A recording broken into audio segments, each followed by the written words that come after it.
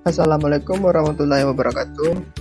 Perkenalkan, nama saya Asdadi Mahendra, NIM 18006237, Prodi Bimbingan dan Konseling.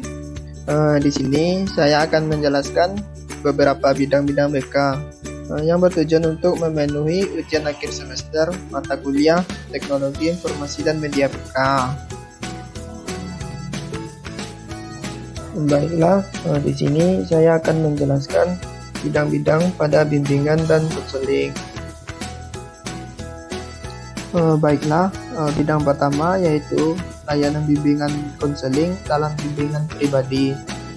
Bimbingan pribadi adalah bimbingan yang dilakukan untuk membantu konseli atau siswa dalam memahami keadaan dirinya, baik fisik maupun psikis, memahami akan makna diri sebagai makhluk Tuhan, serta pemahaman akan segala kelebihan dan potensi diri yang dimiliki, demi tercapainya kualitas hidup yang lebih baik. Selanjutnya, aspek-aspek bimbingan pribadi. Yang pertama, kemampuan individu memahami dirinya sendiri. Yang kedua, kemampuan individu mengambil keputusan sendiri. Yang ketiga, kemampuan individu memecahkan masalah yang menyangkut keadaan batinnya sendiri, misalnya persoalan-persoalan yang menyangkut hubungannya dengan tujuan bimbingan pribadi. Tujuan bimbingan pribadi bisa diarahkan juga untuk membantu seseorang dalam memahami di keadaan dirinya, baik kekurangan maupun kelebihan atau potensi-potensi yang bisa dikembangkan untuk mencapai kualitas hidup yang lebih baik, dan membantu anak didik agar dapat menguasai tugas-tugas perkembangan sesuai dengan tahap perkembangannya secara optimal.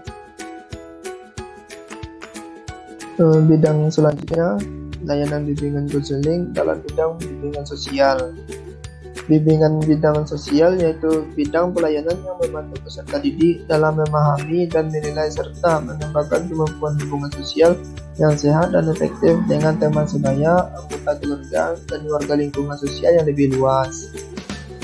Adapun materi bimbingan sosial dapat dirinci yang berkaitan dengan jenis layanan sebagai berikut. Materi layanan orientasi dalam bidang sosial meliputi kegiatan pemberian orientasi tentang yang pertama, suasana kehidupan dan tata krama tentang hubungan sosial di sekolah, baik dengan sesama teman, guru, wali kelas, maupun staf sekolah lainnya. Yang kedua, peraturan tata tertib memasuki atau menggunakan kantor kelas, perpustakaan, musala, laboratorium, dan fasilitas sekolah lainnya. Yang ketiga, lingkungan sosial masyarakat sekitar sekolah dengan berbagai bentuk tuntutan pergaulan dan kebiasaan masyarakat. Informasi dalam bidang bimbingan sosial meliputi kegiatan pemberian informasi tentang yang pertama, tugas-tugas perkembangan masa remaja tentang kemampuan dan pengembangan hubungan sosial. Yang kedua, tata krama pergaulan dengan teman sebaya antar remaja baik di sekolah sendiri maupun di sekolah lain. Peserta didik dengan guru dan peserta didik dengan fisik-fisik sosial budaya. Yang ketiga, cara bertingkah laku, tata krama, sopan santun, dan disiplin sekolah. Yang keempat, suasana dan tata krama kehidupan dalam kekeluargaan, nilai-nilai sosial, agama, adat istiadat, kebiasaan dan tata krama yang berperilaku lingkungan masyarakat. Selanjutnya, layanan konseling perorangan dalam bidang bimbingan sosial meliputi yang pertama, kemampuan berkomunikasi, menerima dan menyampaikan pendapat secara logis, efektif, dan produktif. Yang kedua, kemampuan bertingkah laku dan berhubungan sosial di rumah, di sekolah, dan masyarakat dengan menjunjung tinggi tata krama, norma, dan nilai-nilai agama. Yang ketiga, hubungan dengan teman sebaya di sekolah dan di masyarakat. Yang keempat, pemahaman dan pelaksanaan disiplin dan peraturan di sekolah.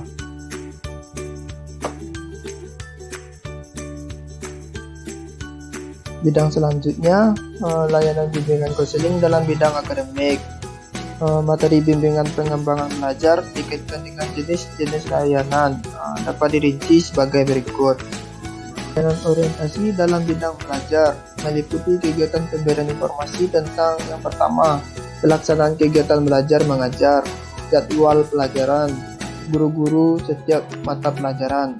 Yang kedua, lingkungan dan fasilitas sekolah yang menunjang kegiatan dan belajar seperti ruang kelas, laboratorium, perpustakaan, ruang diskusi, ruang bimbingan dan konseling, dan sebagainya. Yang ketiga, kurikulum sekolah yang berkenaan dengan tujuan pendidikan di sekolah sesuai dengan jenjang pendidikannya, mata pelajaran dan program belajar. Yang keempat, sistem dan pendekatan proses belajar mengajar. Yang kelima, tugas-tugas kegiatan co-kurikuler. Layanan informasi dalam bidang bimbingan belajar meliputi kegiatan pemberian informasi tentang yang pertama, tugas-tugas perkembangan masa remaja berkenaan dengan pengembangan diri, keterampilan, ilmu pengetahuan, teknologi, dan kesenian. Yang kedua, perlunya pengembangan sikap dan kebiasaan belajar yang baik, aktif, dan terprogram. Yang ketiga, cara belajar di perpustakaan membuat ringkasan buku, membuat rangkuman buku, membuat catatan buku. Yang keempat, cara membaca buku dan cara mengulang pembelajaran. Yang kelima, kemungkinan munculnya berbagai masalah dan cara mengatasi masalah. Selanjutnya, layanan konseling perorangan dalam bidang bimbingan belajar meliputi kegiatan penyelenggaraan konseling perorangan yang membahas dan mengentaskan masalah-masalah belajar peserta didik berkenaan dengan yang pertama, motivasi tujuan belajar dan pelatihan. Yang kedua, sikap dan kebiasaan belajar. Yang ketiga, kegiatan dan disiplin belajar serta berlatih secara efektif, efisien, dan produktif. Yang keempat, penguasaan materi pembelajaran dan latihan atau keterampilan. Yang kelima, keterampilan teknis belajar. Yang keenam, pengenalan dan pemanfaatan kondisi fisik, sosial, dan budaya sekolah di lingkungan sekitar. Bidang selanjutnya, layanan bimbingan konseling dalam bidang bimbingan karir. Bimbingan karir merupakan suatu proses bantuan, layanan, pendekatan terhadap individu agar dapat mengenal dan memahami dirinya dan mengenal dunia kerja, merencanakan masa depan yang sesuai dengan bentuknya. Tujuan bimbingan karir. Yang pertama, memiliki pemahaman diri, kemampuan, minat, dan kepribadian yang terkait dengan pekerjaan. Yang kedua, memiliki pengetahuan mengenai dunia kerja dan informasi karir yang menunjang kematangan kompetisi kerja. Yang ketiga, memiliki sikap positif terhadap dunia kerja, dalam arti mau bekerja dalam bidang pekerjaan apapun tanpa merasa rendah diri asal bermakna bagi dirinya dan sesuai dengan norma agama. Fungsi bimbingan karir. Bimbingan karir di sekolah membantu siswa dalam mengenal dan mengembangkan potensi karir yang dimilikinya. Selain itu, bimbingan karir sebagai salah satu kesatuan proses bimbingan memiliki manfaat yang dinikmati oleh kliennya dalam mengarahkan diri dan menciptakan kemampuan dalam memilih karir yang sesuai dengan kemampuannya. Sekian video animasi dari saya, semoga bermanfaat. Saya akhiri. Assalamualaikum warahmatullahi wabarakatuh.